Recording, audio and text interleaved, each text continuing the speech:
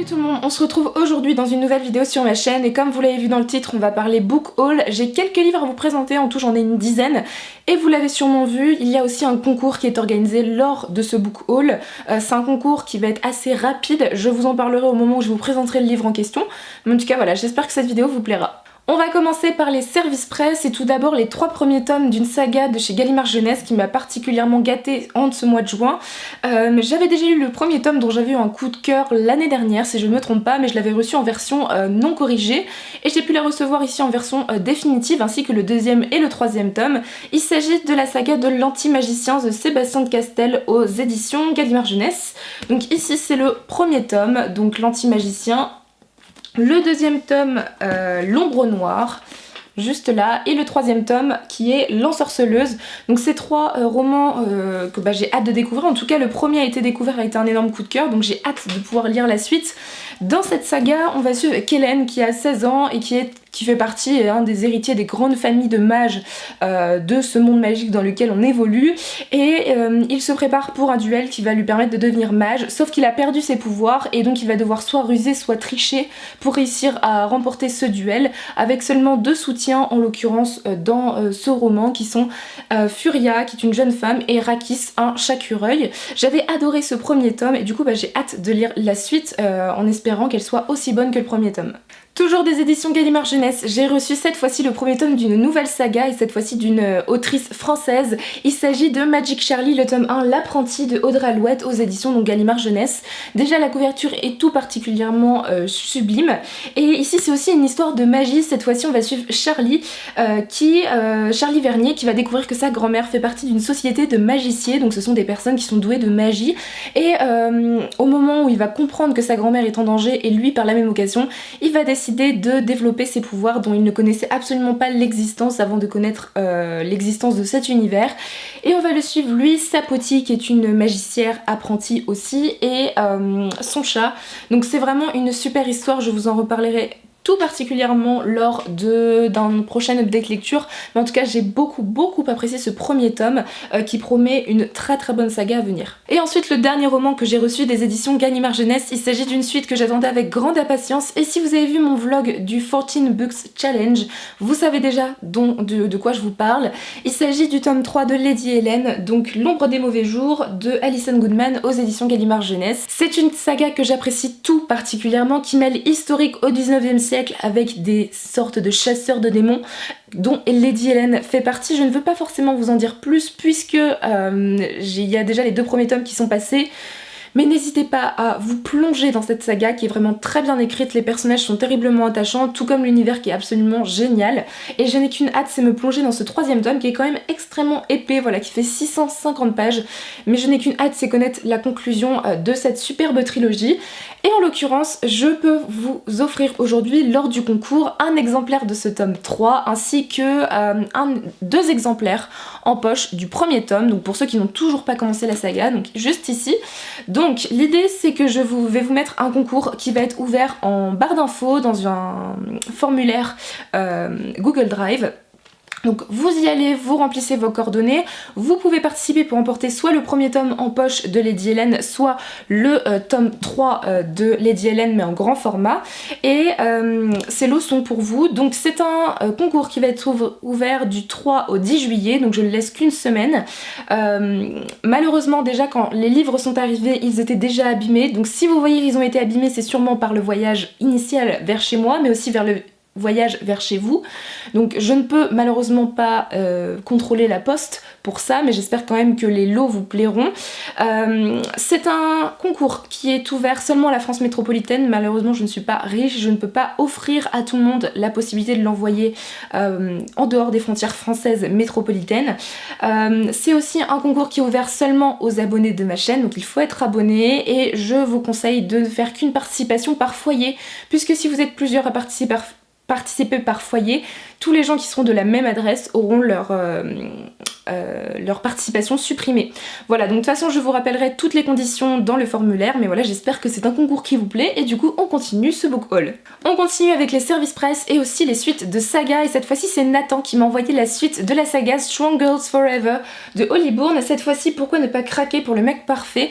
C'est un roman, cette fois-ci le deuxième tome, qui se concentre sur le personnage d'Amber. Dans le premier tome on suivait Evie, qui était une fille qui avait des problèmes d'angoisse, des crises d'angoisse et des troubles obsessionnels compulsifs, et cette fois-ci on va suivre Amber qui elle a vraiment beaucoup de complexes concernant sa taille, et elle va se rendre, si je me trompe pas, en Californie chez sa mère dans un camp de vacances. Voilà, donc ça m'a l'air plutôt sympa. En tout cas il y a eu de très très bonnes critiques sur ce second tome, j'avais déjà beaucoup apprécié le premier, donc j'ai hâte de découvrir cette histoire. Et enfin, le dernier service presse de cette vidéo, il s'agit d'un roman qui n'est pas encore sorti, il s'agit de la rentrée littéraire de Nathan 2019. Donc il sort, si je me trompe pas, le 29 août 2019, et c'est un roman dont vous avez sûrement entendu parler si vous regardez des chaînes booktube anglophones. Il s'agit de Signé Poète X de Elisabeth Acevedo, ici traduit par la célèbre Clémentine Beauvais, aux éditions Nathan. Ici c'est un roman qui est extrêmement connu, qui a remporté notamment le National Book Award en 2018, et qui a la particularité d'être écrit en vers, en slam plus particulièrement. Ici on va suivre Xiomara ou Xiomara, je sais pas du tout comment ça se prononce, qui a 15 ans et qui vit à Harlem, et qui en a marre de rester silencieuse dans son quartier et va décider d'écrire, voilà, tout simplement. Et si j'ai bien compris, on a son histoire à l'intérieur, donc comme vous le voyez c'est écrit en vers, donc c'est un roman qui est assez court, qui va se lire très rapidement. C'est un roman à ce qui paraît qui fait passer pas mal d'émotions, donc j'ai hâte de découvrir ce que ça va donner, et l'originalité de l'avoir écrit en slam est encore plus intéressante, je pense, en tout cas pour un roman young adult. Et enfin, les 3 derniers bouquins de ce book haul vont concerner 3 livres que j'ai achetés dans une bouquinerie de Nantes.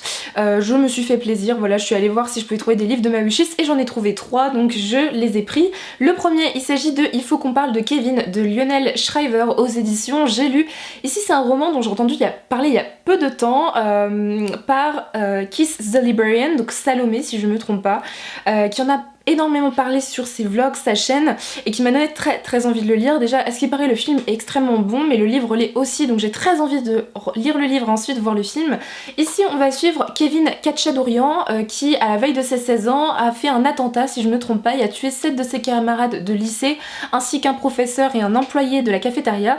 Et on va suivre du coup l'itinéraire de ce garçon, comment il va arriver à ce moment-là.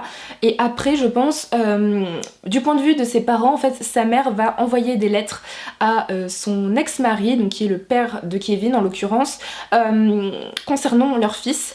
Et voilà, donc ça m'a l'air plutôt intéressant, c'est quand même une petite bricasse mine de rien, mais c'est un livre qui me tentait beaucoup. C'est un sujet qui est dur mais j'ai très envie d'en savoir un peu plus, de voir comment a été traité le sujet, et ça me rappelle surtout Hate List de Jennifer Brown que je n'ai pas encore lu mais qui traite du même sujet aussi, des attentats par des lycéens dans leur lycée.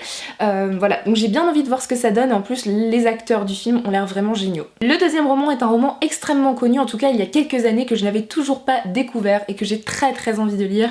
Il s'agit de La Perle et la Coquille de Nadia Hachimi aux éditions Milady.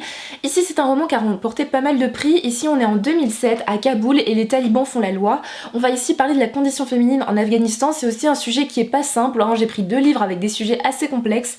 On va suivre du coup une jeune fille qui s'appelle Raïma et qui n'a aucun frère, et son père est malade, donc elle et ses sœurs et sa mère sont obligées de rester chez elle puisqu'elles sont interdites de sortie, les femmes n'ont pas le droit de sortir, et elles vont donc invoquer, on va dire, une loi assez récente, assez vieille, qui est la tradition des bacha poches, alors je sais pas du tout si je le dis correctement, qui va permettre en fait à Rama de se travestir en garçon afin de pouvoir ramener de l'argent et de la nourriture à sa famille.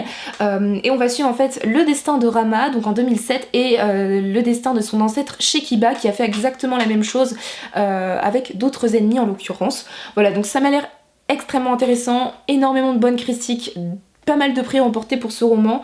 Voilà, donc j'aimerais honnêtement que ce soit un livre intéressant. En tout cas, je n'ai pas trop de doute là-dessus, mais ça va être la première fois que je lis un livre sur les talibans, excepté la l'autobiographie de Malala Yousafzai.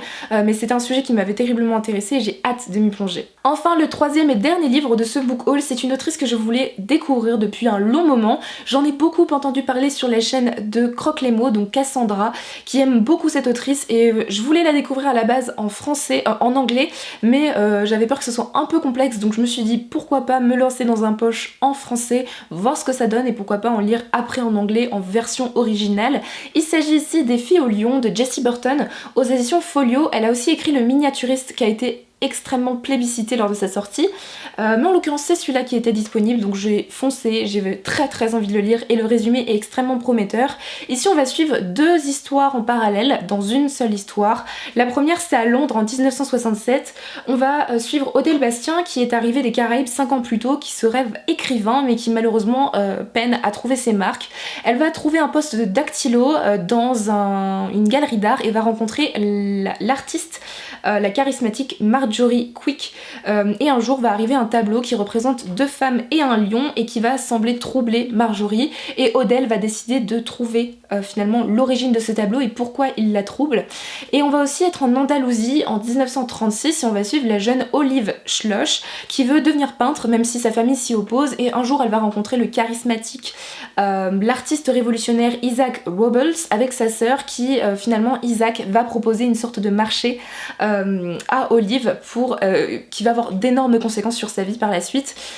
Donc c'est un roman qui me tente énormément, un mélange entre histoire contemporain, histoire de l'art, ça m'a l'air juste génial, j'ai hâte de le lire et de découvrir enfin la plume de cette autrice qui est quand même extrêmement connue dans le monde littéraire anglophone mais aussi un peu en France, donc voilà, j'ai hâte de découvrir cette histoire et voir si elle est aussi prometteuse que possible. Voilà tout le monde, cette vidéo est terminée, j'espère qu'elle vous aura plu. N'hésitez pas pour le concours, il est ouvert du 3 au 10 juillet et tout est inscrit dans le formulaire de participation présent dans la barre d'infos. Voilà, donc je vous souhaite de très bonnes lectures et je vous dis à très bientôt dans une prochaine vidéo. Bye!